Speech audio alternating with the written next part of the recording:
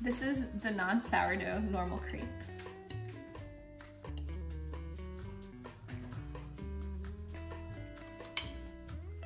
Yum, very good. Okay, now this is the sourdough one.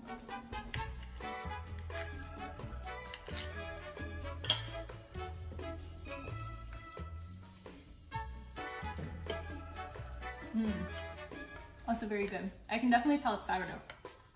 Why? I don't know, whatever the taste that sourdough has, I can taste it in the dough, but I think I like it more than the non-sourdough one.